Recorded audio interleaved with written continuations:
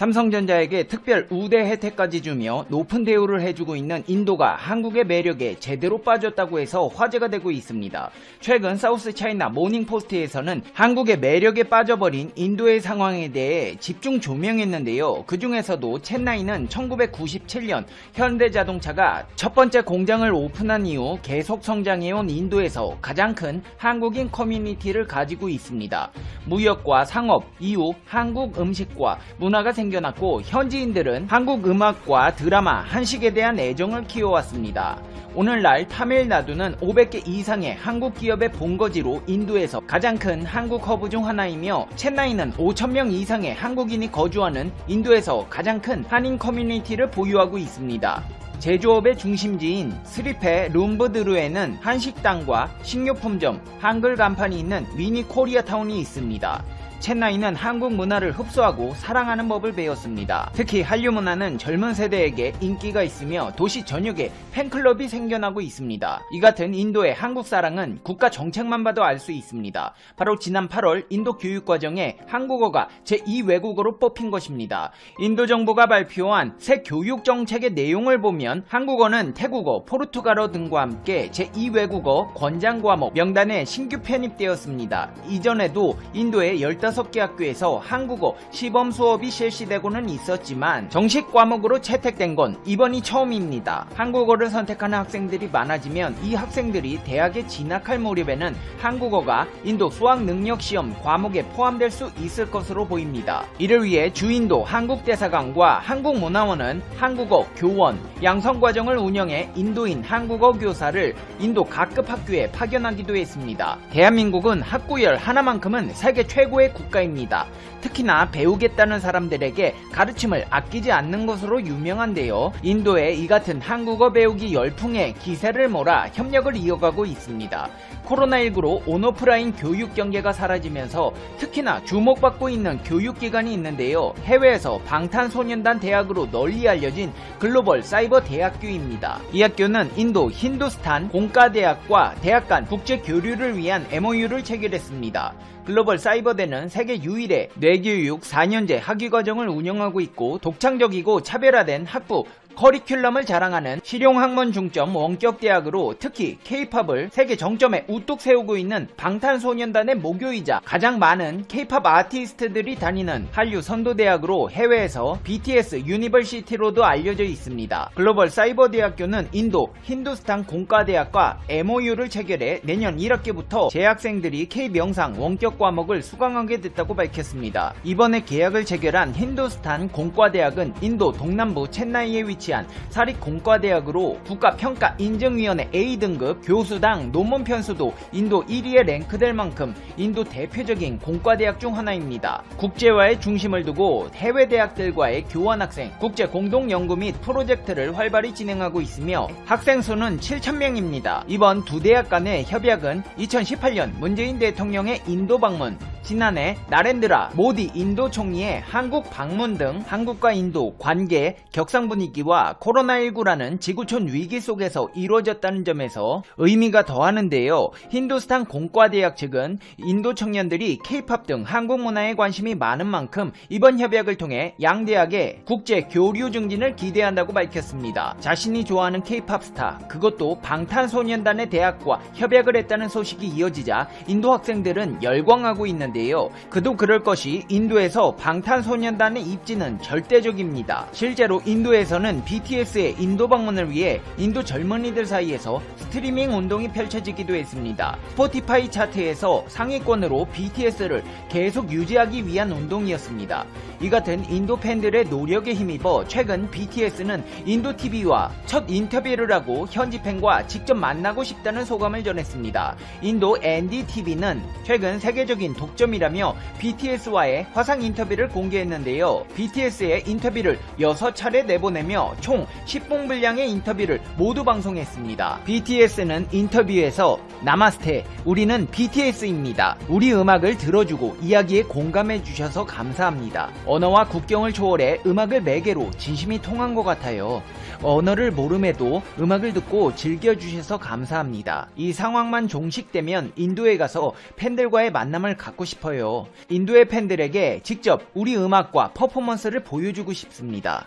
인도에서 만나요 라며 인터뷰를 마무리했습니다. 방탄소년단은 지난 9월에도 전인도 K-POP 콘테스트 최종 결선 대회에 직접 축하 영상 메시지를 전하기도 했고, 신종 코로나 바이러스 감염증 사태로 오프라인 공연이 막히자 온라인 라이브 콘서트로 팬과 소통하기도 했습니다. 페페TV야, 인도에서 방탄소년단 인기 있는 게 뭐 신기할 일이냐? 지금 전 세계적으로 BTS 팬클럽 없는 데가 있어? 남극부터 아프리카까지 싹 다 BTS 팬클럽 아미들로 가득 차 있는데 인도에서도 인기 있는 건 당연한 거 아니냐? 맞습니다. 맞는 말이긴 하지만 인도의 경우 상황이 좀 다릅니다. 인도는 그간 발리우드 등 현지 대중문화와 서양문화 선호 분위기가 강한 탓에 한류가 좀처럼 뿌리 내리지 못한 곳으로 꼽혔습니다. 발리우드는 인도 뭄바이에 인기 있는 영화 산업을 일컫는 비공식 명칭인데요. 인도에서의 영화 생산 편수와 티켓 판매량은 세계 최고입니다. 인도 사람들은 헐리우드 영화보다 인도 영화를 많이 볼 만큼 인도 문화에서 발리우드의 영향력은 막강했습니다. 그러다가 몇 년 전부터 방탄소년단이 세계적인 인기를 끌면서 분위기가 바뀌기 시작했습니다.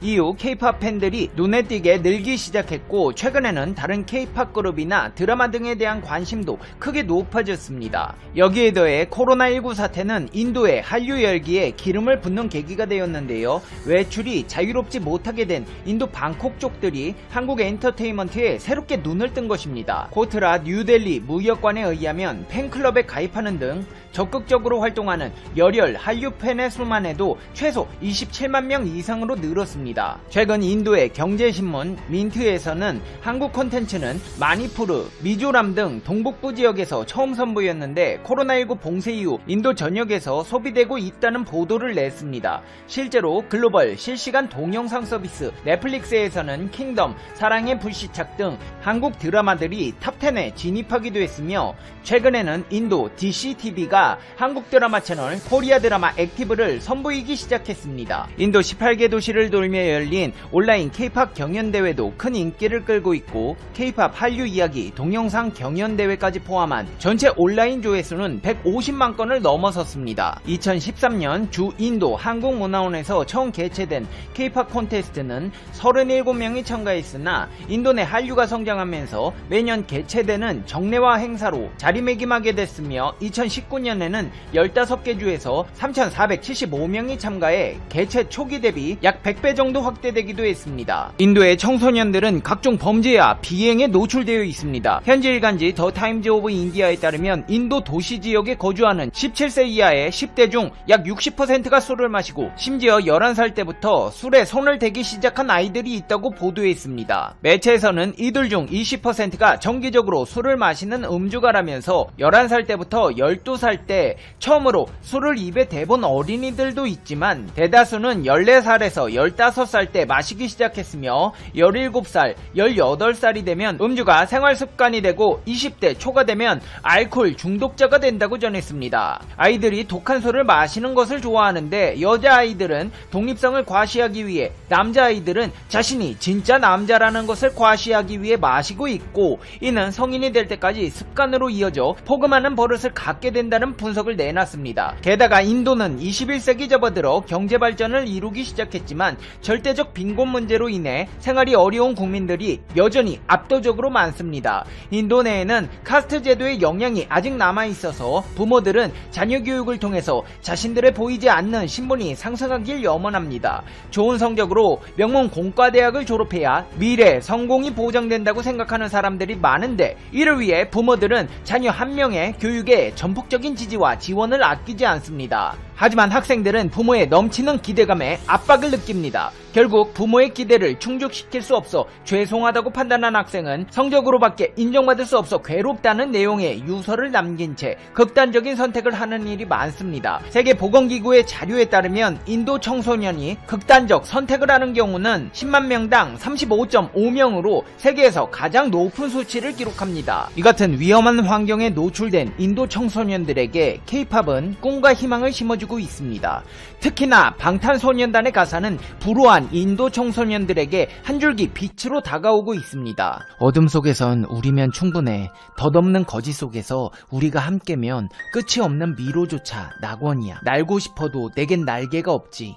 벗 너의 그 손이 내 날개가 돼. 어둡고 외로운 것들은 잊어볼래. 너와 함께 잡은 너의 손, 너의 온기가 느껴져. 나를 느껴봐. 너도 혼자가 아니야. 멈춰서도 괜찮아. 아무 이유도 모른 채 달릴 필요 없어. 꿈이 없어도 괜찮아. 잠시 행복을 느낄 내 순간들이 있다면 멈춰서도 괜찮아. 이제 목적을 모른 채 달리지 않아. 꿈이 없어도 괜찮아. 내가 내뱉은 모든 호흡은 이미 낙원해. 빛나는 나를, 소중한 내 영혼을 이제야 깨달아. 그래서 난 나를 사랑해. 좀 부족해도 너무 아름다운걸. 내가 나인 게 싫은 날, 영영 사라지고 싶은 날. 문을 하나 만들자. 너의 맘속에다. 그 문을 열고 들어가면 이곳이 기다릴 거야. 믿어도 괜찮아. 널 위로해줄. 따뜻한 차 한 잔을 마시며 저 은하수를 올려다보며 너 괜찮을 거야. 날 찾아냈잖아. 날 알아줬잖아. 넌 찾아낼 거야. 내 안에 있는 갤럭시.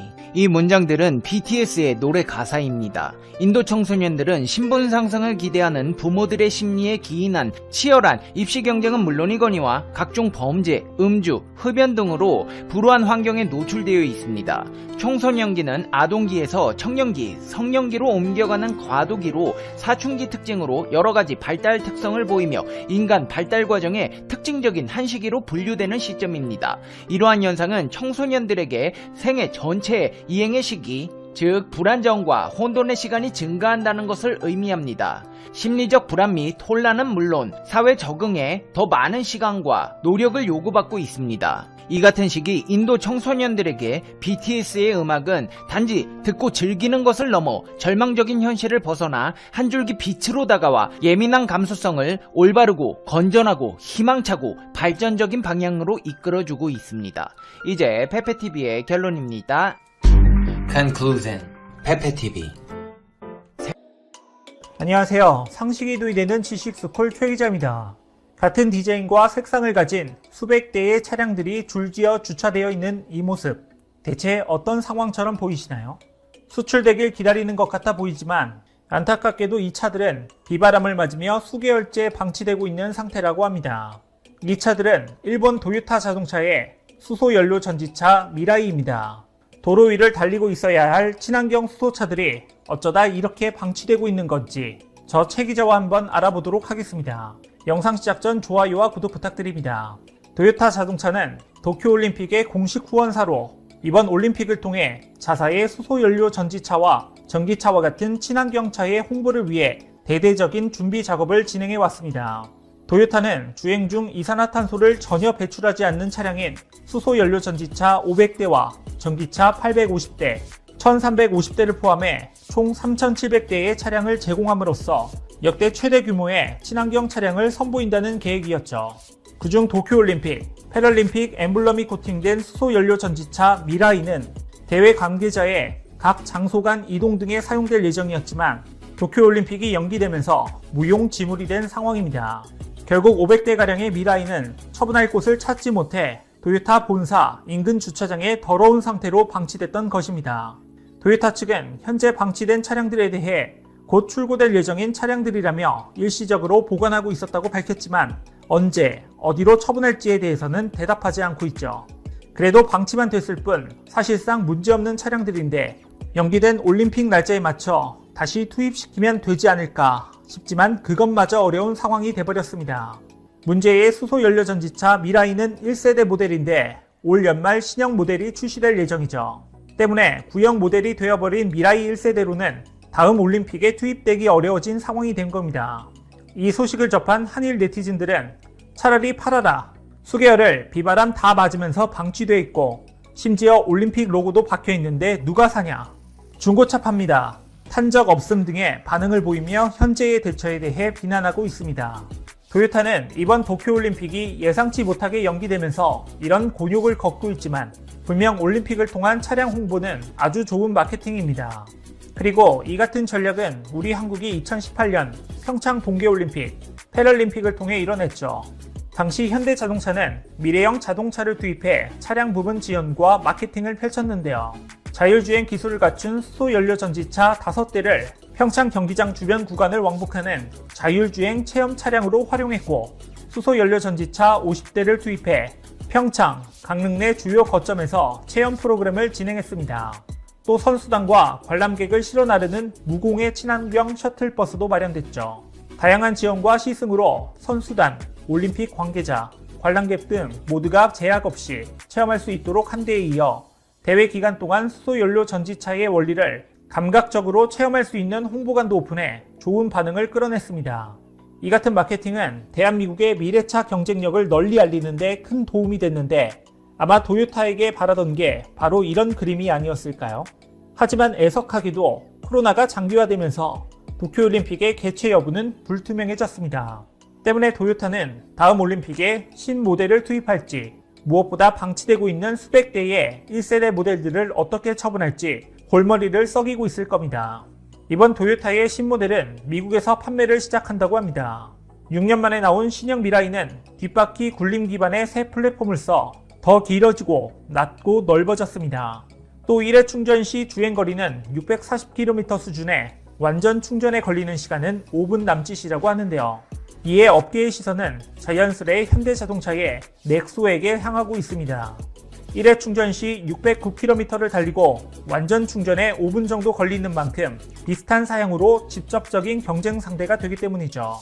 이를 두고 일각에서는 현대자동차와 도요타 자동차가 수소 패권을 두고 한일전을 벌이고 있다고 표현하고 있습니다. 하지만 수소차에 이어 도요타가 현대를 따라잡기엔 역부족일 겁니다. 현대의 넥소는 최근 일반대 판매를 돌파하며 수소 전기차 보급 확대에 신호탄을 쏘아 올렸죠. 코트라에 따르면 지난해 넥소 판매 대수는 4,818대로 세계 1위를 차지했는데 이는 2위를 기록한 미라이의 2배 되는 양입니다. 넥소는 수소에너지 산업이 빠르게 성장하고 있는 북미와 유럽에서 안정적인 판매가 이뤄지고 있으며 특히 올해 9월까지 집계된 해외 판매량은 작년 동기간 동안의 해외 판매량을 넘어섰죠. 이른 코로나19로 인해 전 세계 자동차 시장이 크게 위축됐음에도 넥소의 판매량은 오히려 증가해 아주 의미가 깊은 성과입니다. 반대로 미라이와 혼다 클래리티는 판매량이 급감했죠.